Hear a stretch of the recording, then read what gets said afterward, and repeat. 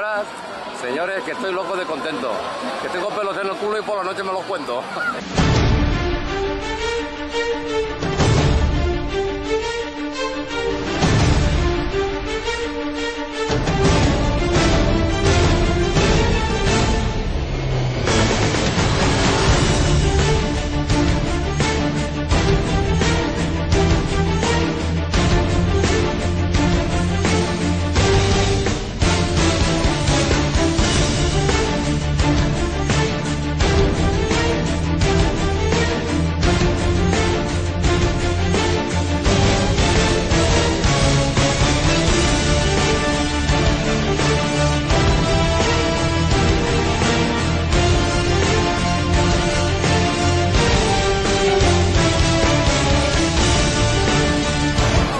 Cariño, poco disimulo, que vayan todos a tomar café con mi primo Angulo.